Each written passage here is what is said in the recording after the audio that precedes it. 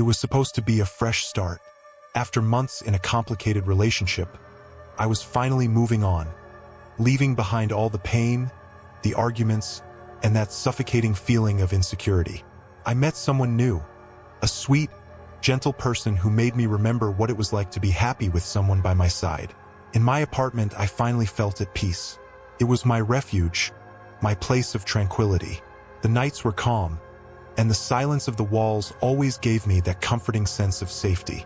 Here, I could be myself with no worries, no fear that someone could violate this space that was so completely mine.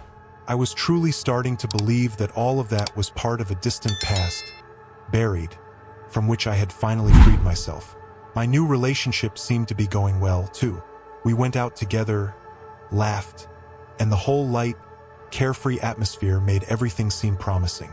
And even though I occasionally still felt that uneasy feeling in my chest, that shadow of fear that something might go wrong, I always told myself it was just the remnants of difficult times. But the truth is that feeling wasn't just paranoia. I just didn't know it yet, because in the dead of night, while I slept in my apartment, surrounded by the silence I cherished so much, something was changing. Little things that, at first, I didn't notice. In the beginning, they were almost imperceptible details. A closet door slightly ajar when I knew I'd closed it. My jacket tossed strangely on the couch, as if someone had moved it. I used to laugh these things off. It's just my mind playing tricks on me, I'd say. But when it started happening more often, and I began to smell a familiar perfume, a scent that I knew wasn't from my new girlfriend, that's when I started to wonder, was I being paranoid? Or was something really happening? And then there was that night. The kind of night you never forget. The kind of night that changes everything. I woke up in the middle of the night with no apparent reason. The apartment was quiet, but there was something in the air, a presence I couldn't explain. That's when I saw it. A shadow moving down the hallway, almost invisible in the dark, but definitely there. I froze, trying to figure out if I was awake or dreaming. It must be a nightmare, I thought, trying to convince myself, and I forced my eyes to close again. But little did I know that night was just the beginning.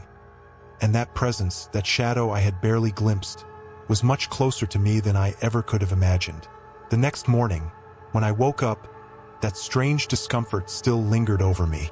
Whatever I had seen the night before felt surreal in the daylight. But when I got up from bed, I realized something was wrong. Very wrong. My keys. I always left my car and apartment keys in the same place, near the front door.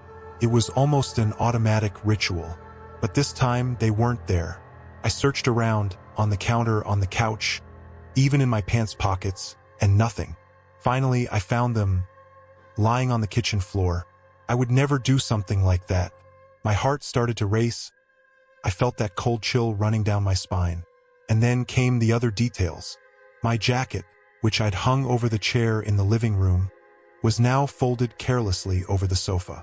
A drawer in the bathroom that I was sure had been closed was open, with the items inside rummaged through, as if someone had been going through them. You know when you're absolutely certain about something, but at the same time you try to convince yourself that maybe you're wrong? That's exactly how I felt. But the worst was when I entered the bedroom. The feeling that something was out of place was undeniable. In the corner, next to the bed, there was a small thing, something so insignificant that, at any other moment, I would have ignored it. A strand of hair. It wasn't mine. It wasn't from my new relationship. It was blonde, short, and way too familiar. My ex. I knew it was hers. It had to be. At that point, my discomfort turned into pure panic. I ran through the apartment, looking at every corner, opening every door, every closet, hoping, or rather, dreading to find someone hiding there. But there was no one, just the constant feeling that I wasn't alone, that someone had been there with me, and I hadn't even noticed. And then, the question I had been refusing to ask finally crossed my mind. Was she here? Had she entered my apartment while I was sleeping? I couldn't get that question out of my head. It was like the doubt was consuming me. After that strange morning, the feeling that something was wrong only got stronger. Every night before going to bed, I'd lock the door 2, 3 times, check all the windows, making sure no one could get in. But the feeling of insecurity, it wouldn't go away. The nights became more restless. I would wake up in the middle of the night, drenched in sweat, my heart racing. Every little shadow that moved or noise in the apartment would make me jump out of bed. And it was always the same smell, her perfume. That sweet, sickly aroma that, in the beginning, had enchanted me, but now only gave me chills.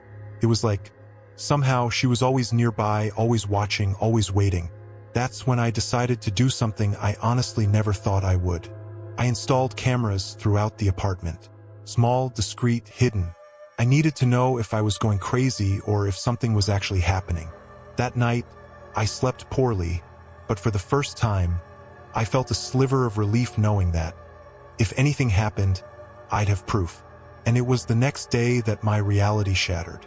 Watching the footage from the night before, I saw it with trembling hands, the exact moment when she came in. She was there. On the footage, you could see her unlocking the door with a spare key that I didn't even know still existed, and moving through the apartment as if she owned the place.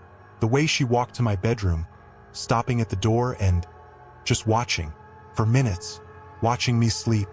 Her face was calm, almost like she was at peace. And then, as if it were the most natural thing in the world, she left, locking the door behind her. My eyes couldn't believe what they were seeing. My ex, who I thought was out of my life, had come back, and in a way I never could have imagined. She had been here watching me sleep, while I was completely defenseless. It was as if my safe place had been violated, invaded. And the worst part of it all was that now that I knew, I had no idea what she could do next. After watching those recordings, my head was spinning. I didn't know what to do. Part of me wanted to call the police immediately, but what could I say? That my ex had snuck into my apartment? I was terrified that if she knew I was aware of what was happening, things could get even worse. She looked so calm in the footage, so sure of herself. It was as if she was waiting for the right moment to do something. Something I definitely didn't want to find out. So I made a decision. Change the locks. Seemed simple, but it gave me the feeling that I was taking back control. I spent the day replacing all the locks, installing extra bolts, reinforcing the windows. Deep down, I knew it might not be enough, but any barrier between me and her was better than nothing. That night, I barely slept. Every noise, every creak of the floorboards made me curl up, my heart racing. It wasn't just the cameras anymore. I had chairs pushed up against the doors, noisy objects on the windowsills, anything that might alert me if she tried to get in again. The feeling of being watched never left me. The next morning, I reviewed the footage anxiously, my body tense like a spring ready to snap. This time, nothing. The night seemed to have been quiet, no sign of her, and for a moment I allowed myself to breathe a little easier. Maybe she had given up. Maybe changing the locks had worked. But of course, that was just an illusion. Days later, as I was leaving for work, I noticed something on the front door, a small piece of paper taped to it, a note. My hands trembled as I pulled it off and read the words hastily scribbled on it. You thought changing the locks would stop me? She knew. She knew everything. And she was letting me know that, regardless of my attempts to protect myself, she was still there, watching me. I felt my stomach sink, like a cold stone had lodged itself there. The feeling of dread swallowed me whole, and I realized that this wasn't just about intrusion or obsession anymore. It was about control. She wanted me to know that there was no escape. She wanted me to be afraid. And in that moment, I was terrified. In that instant, everything fell apart. The fear that had been growing inside me turned into pure panic. She was playing a game with me, manipulating me, and the worst part was, I had no idea what she planned to do next. It was like I was caught in a trap, with every move I made already anticipated by her. Every day that passed, my paranoia only grew. I couldn't leave the house without looking over my shoulder, without feeling like I was being followed. At work, I couldn't focus, my eyes constantly drifting to the security cameras in my apartment through my phone, always expecting to see something or someone there. I was becoming a shell of who I used to be, fear consuming me from the inside out. One night, The silence became unbearable. I couldn't ignore that feeling anymore, that she was there, waiting. So, I decided to do something drastic. I couldn't stay in that apartment anymore. I started packing my things frantically, throwing clothes and documents into a suitcase as adrenaline pushed me to move faster and faster. I was going to leave everything behind and go somewhere she couldn't find me.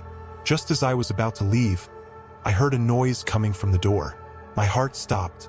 It was a faint scratching, like something or someone was trying to unlock the new bolt I had installed. My hand shook as I grabbed my phone, ready to call the police. But before I could do anything, the door slowly swung open, and there she was, my ex. She stood there, in the dim light of the hallway, with that same calm look I'd seen in the footage. In one hand, she held a spare key, the key I didn't even know she had.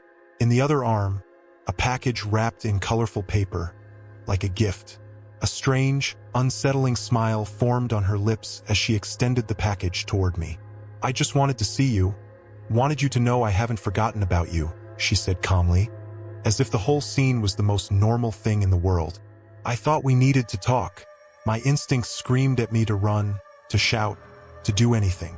But I was paralyzed. The idea that she had managed to get in, that she was standing right in front of me as if nothing had happened, I was frozen in pure terror.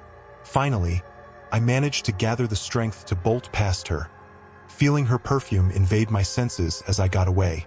I ran to my car, my hands shaking as I fumbled to open the door. When I finally got in, I started the engine and drove away as fast as I could, not looking back, not thinking of anything but escaping. Since that night, I've never gone back to that apartment. And still, every time I'm alone, every time darkness fills a room, I feel that presence, that familiar scent. I don't know where she is now. I don't know if she's still following me, but the feeling that I'm being watched, that has never left.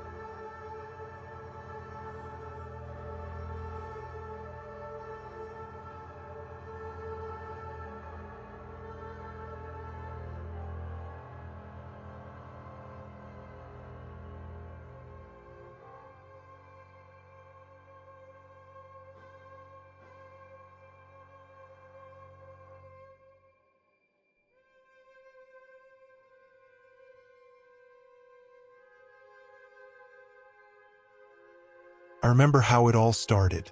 It seemed like any other modern romance. Met someone online, exchanged messages, and eventually decided to go on a date. First, it was exciting. You know how it is? Butterflies in your stomach, constant texting. The whole thing felt new and fresh. I was really starting to think I'd found someone special, someone different. We went out a few times and everything felt normal. We clicked on so many levels. Same sense of humor, shared interests, and that easy conversation where you just feel comfortable. I was happy, genuinely happy, and I started to let my guard down. I thought maybe this is it. Maybe I can finally move on from all the mess and just enjoy being with someone. After a couple of weeks, we decided to spend more time together at each other's places. Felt natural, and that's when I started to notice small things. Little hints that maybe things weren't as normal as they seemed. Like when we'd be having a casual conversation, she'd sometimes steer it into these really intense places. Questions like, "Do you ever feel like people are watching you?" Or, "What's the scariest thing you think could happen in your own home?" At the time, I just brushed it off as a quirky sense of humor, a fascination with the darker side of life. I mean, who doesn't like to talk about weird stuff every now and then, right? But then there was the dinner that changed everything.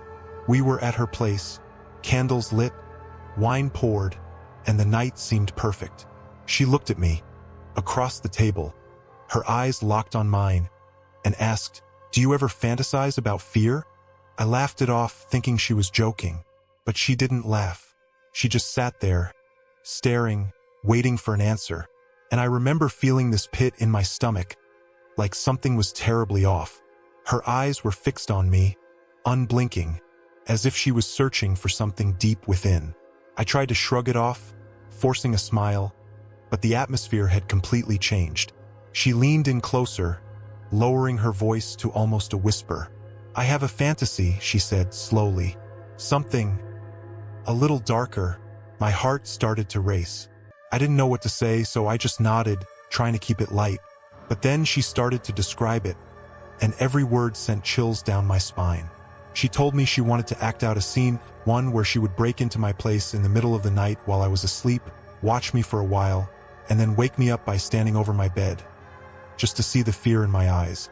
"I want to see your face when you wake up and realize someone's there," she said, smiling, like it was some playful fantasy. But there was no playfulness in her tone. There was no joke in her eyes. I sat there, stunned, not knowing how to respond. It wasn't like some kinky roleplay suggestion. It was sinister. She wanted to catch me off guard, to genuinely scare me. And not in a fun way. She wanted to see real fear. I could feel the panic rising up in my chest, and I just kept nodding, trying to play along, praying she'd drop it. But she didn't. She kept going, getting more specific about how she'd do it. She described how she would sneak around, how she'd hide in the shadows, and how she'd watch me, waiting for the perfect moment to reveal herself. All of it, in this calm, almost hypnotic voice, like she was painting a beautiful picture in her mind. I felt trapped. I could feel the room closing in on me, her eyes never leaving mine, her voice taking on this eerie, soft tone, like she was enjoying every second of my discomfort. And all I could think was, I need to get out of here. Now, I don't know how I managed to keep my composure. Every instinct in my body was screaming to run, but I just sat there, nodding and pretending to be okay with it.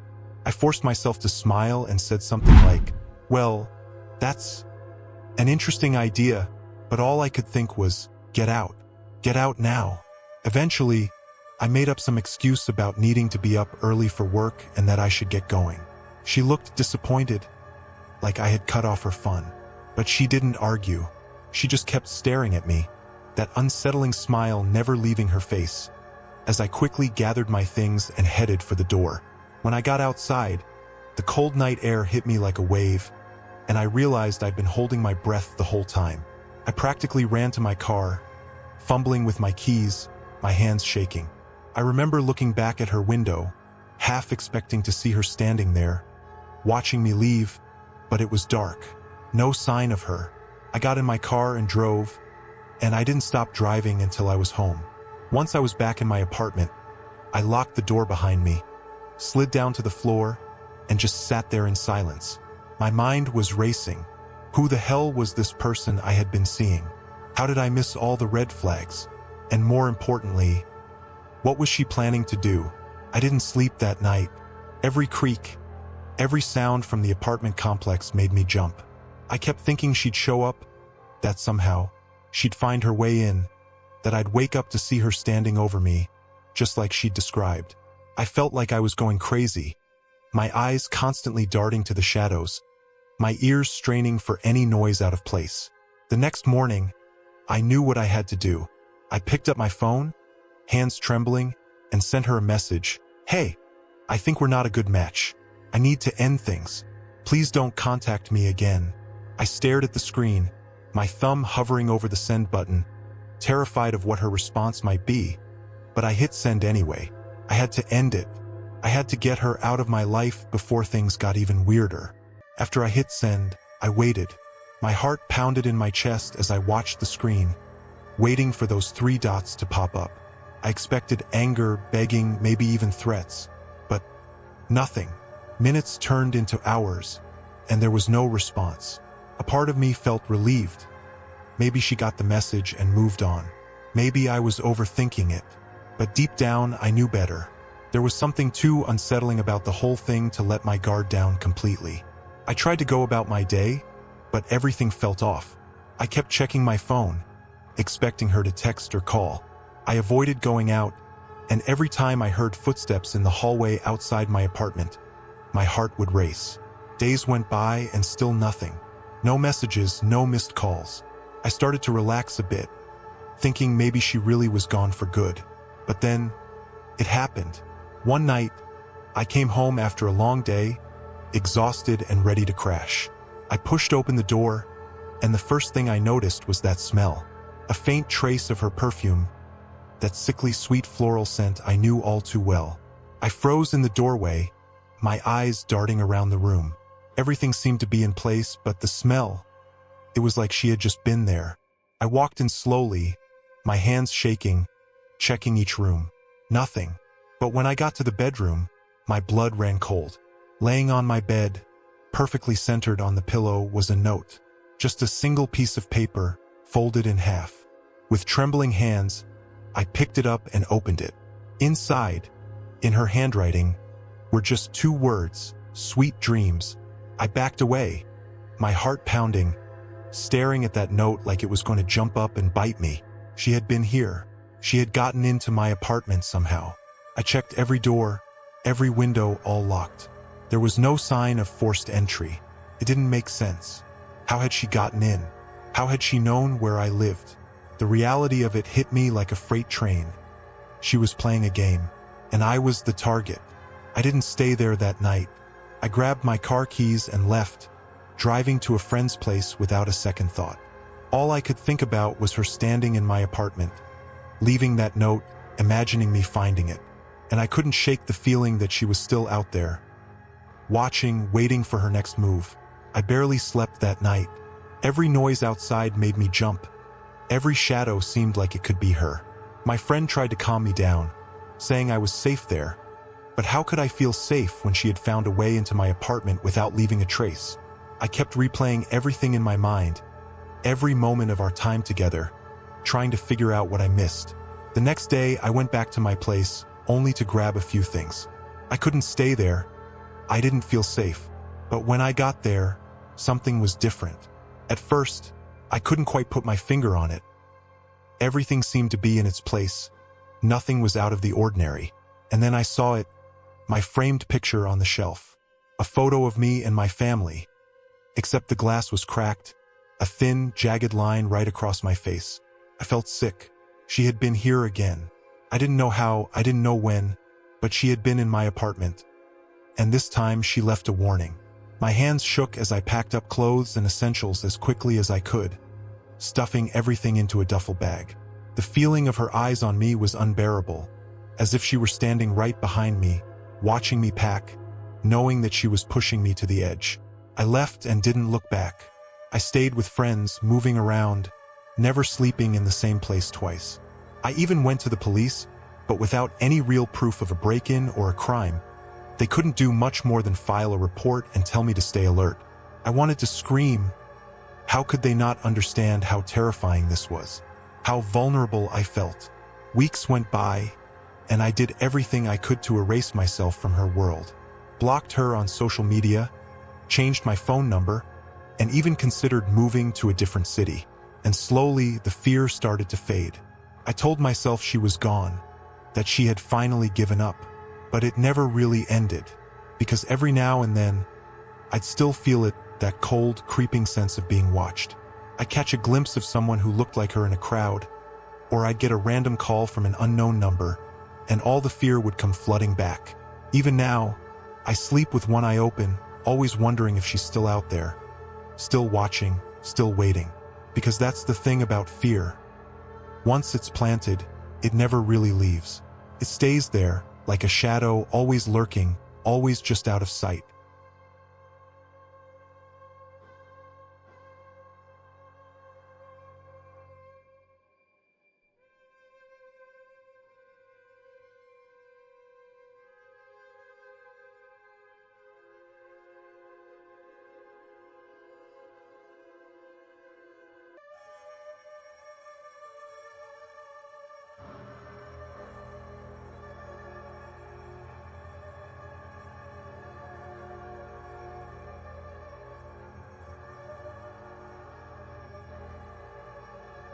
It all started out like a dream, the kind of intense, passionate love that sweeps you off your feet and makes you feel like the whole world has changed color.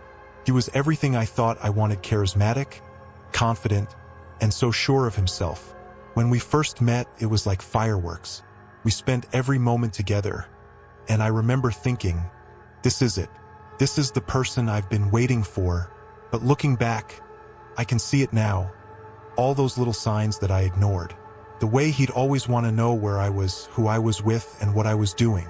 It seemed sweet at first, like he cared about me more than anyone ever had. I mistook his control for love. And every time he'd text me constantly, or get upset when I didn't answer fast enough, I thought it was just passion. But then the fight started. It was like walking on eggshells. He could be so kind, so loving one minute, and then snap the next over something small, like if I didn't agree with him, or if I spent too much time with my friends. I found myself constantly apologizing, even when I didn't know what I had done wrong, just to calm him down. It was exhausting, but I kept telling myself it would get better. I thought I could make him happy if I just tried hard enough. The thing is, he had this way of making me feel like I was the one who was losing control, like I was the crazy one. He'd twist every argument to make me feel like it was my fault, and I started to believe it. Every fight, every jealous outburst, it all somehow circled back to me. And so, I stayed, trying to prove that I could be the perfect partner, even when it felt like I was losing myself. Then came the night that everything changed. I remember it so vividly. It was late, and we'd been arguing for hours. He was in one of his moods, getting worked up over something ridiculous, accusing me of lying about who I'd been talking to that day. I tried to calm him down, to explain that it was just a coworker, but nothing I said mattered. The more I talked, the angrier he got. And then, I saw it, that look in his eyes. It was like a switch had flipped, his face twisted in a way I'd never seen before. Pure rage. I knew then that there was nothing I could say to make it better, so I did the only thing I could think of. I ran. I ran into the bathroom, slammed the door shut, and locked it. My heart was pounding so hard I thought it would burst out of my chest. I could hear him on the other side of the door, yelling, his fists banging against the wood, shaking the whole frame. "Open the door!" he screamed, over and over. I pressed my back against it, trying to hold it shut, trying to steady my breath. I just needed a moment to think, to figure out what to do, to find a way out of this nightmare. And then I heard it, the sound of something heavy scraping across the floor. I didn't know what it was at first, but then there was this loud, splintering crack. And another, and another. My whole body froze as I realized what was happening. He was using something to break down the door. I yelled for him to stop, begged him to calm down, but he was beyond listening. The cracks got louder, with splintering around the lock, and I could see the door frame buckling. I was trapped, and that's when I saw what he was using, a heavy, wooden statue from the living room, one I had bought when we first moved in together. He was holding it above his head, swinging it with all his strength, trying to smash his way through.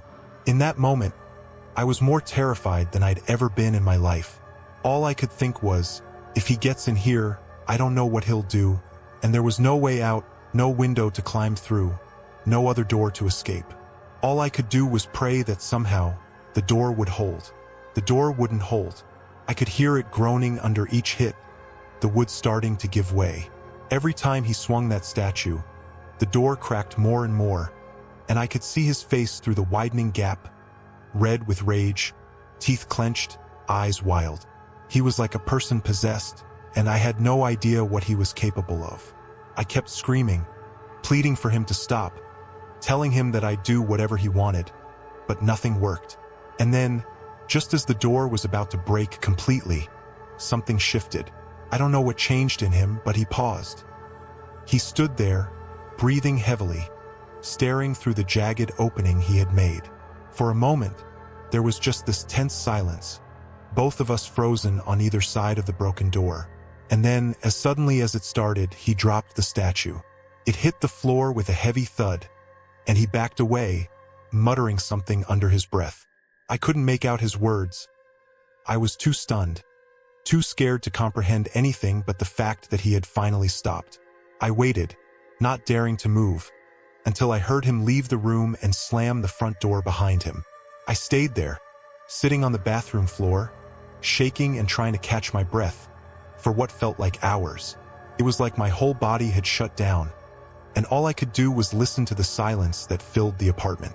When I finally came out, I saw the damage, the door nearly split in two, the pieces of wood scattered across the floor, and the statue lying there like some twisted weapon of destruction. And I realized then that this This was it. There was no more ignoring the signs. No more pretending it was just a bad night. He had crossed a line, and I knew I had to get out before things got worse. That was the moment I decided I was leaving. I didn't know how or when, but I knew one thing for sure. I couldn't stay here anymore. Not with him. Not after this. I knew I had to move fast. The second he left, I started grabbing my things, shoving clothes into a bag, frantically packing anything important. My hands were shaking so badly that I kept dropping things. My vision blurred from the panic and adrenaline pumping through me. Every sound outside the apartment felt like a threat. Footsteps in the hallway, cars passing by. All of it made me jump, terrified that he'd come back before I could escape. I didn't have a plan. I didn't know where I was going to go. All I knew was that I needed to be as far away from him as possible. I called a friend, barely holding it together long enough to explain what had happened, and she told me to come to her place. "Just get out of there now," she said. And that's exactly what I did. I threw whatever I could fit into my bag, left everything else behind, and got out of the apartment as quickly as possible. As I drove away, I kept looking in the rearview mirror, half expecting to see his car speeding up behind me, to see him chasing me down. I couldn't shake the feeling that he was just one step behind, ready to catch me and drag me back. When I finally made it to my friend's place, I broke down. Everything hit me all at once. The fear, the exhaustion, the realization that I had just fled my own home. I sat on her couch, my bag at my feet, feeling like my whole life had been turned upside down in an instant. She hugged me, tried to calm me down, and said I could stay as long as I needed. For the first time in what felt like forever, I felt safe. But then the messages started. Angry texts, voicemails, missed calls. His voice would go from begging me to come back to cursing at me, back and forth like he couldn't decide if he wanted me back or wanted to punish me for leaving. I couldn't bring myself to listen to most of them. Just seeing his name on my screen made my stomach churn. The messages got worse. He'd tell me he was coming to get me or making sure I'd never leave him again. At first, I thought they were just empty threats, that he was trying to scare me back into his control. But after everything he had done, after seeing what he was capable of that night with the statue and the door, couldn't be sure, couldn't risk it. I knew I couldn't stay with my friend forever. I needed to find a way to disappear completely, somewhere he couldn't reach me, somewhere he wouldn't know to look. I knew it was only a matter of time before he found out where I was staying. I couldn't keep hiding at my friend's place. It wasn't safe for either of us. So, I started making plans to get away, somewhere far where he'd never think to look for me. Every moment I wasn't working or eating, I was planning my escape. I got a new phone, changed my number, and started looking for places to stay, a motel, a relative out of state, anywhere that could be a temporary safe haven. One day, when I thought I was making progress, the text stopped. No calls, no messages, just silence. Felt like a huge weight had lifted off my shoulders. I let myself believe, just for a second, that maybe he had finally given up. Maybe he was moving on. But deep down, the quiet felt wrong. Too sudden. Too convenient. A week went by like that, and I started to relax, just a little. I was packing up my stuff at my friend's place, getting ready to move out to the new location I'd found. When it happened, I went downstairs to get some fresh air, and there it was, his car, parked across the street, hidden just enough to not be noticed but unmistakable to me. The fear hit me like a tidal wave. I ducked back inside, my heart pounding so loud I could barely hear anything else. How long had he been there? Was he watching me the whole time? I knew I had to leave immediately. I grabbed my bag, told my friend I was leaving, and rushed out the back door to my car, praying that he hadn't seen me, praying that I could get away before he realized I was gone. I drove and I didn't stop. My mind raced as I sped down the highway, desperately trying to think of anywhere to go where he wouldn't find me. Eventually, I made it to a small motel off the beaten path, somewhere I hoped he'd never look. I checked in, used cash to keep things untraceable, and locked myself inside. And that's where I stayed, barely sleeping, jumping at every little noise, waiting for the nightmare to end. Days passed, and I didn't hear from him. No calls, no sightings. just this strange, uneasy peace. I knew I'd have to keep moving, to never stay in one place too long, but at least for that moment, I felt safe. But the truth is, I never really felt free. Even now, whenever I'm walking alone at night or hear footsteps behind me, I can't help but look over my shoulder.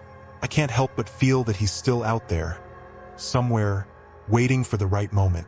And sometimes, I swear I can still see him, just for a split second, in the corner of my eye, in a reflection standing far off in a crowd, and the fear comes rushing back. Because you never know when someone like that will let go, or if they ever really do. And all it takes is one moment to realize they're right there, closer than you ever imagined.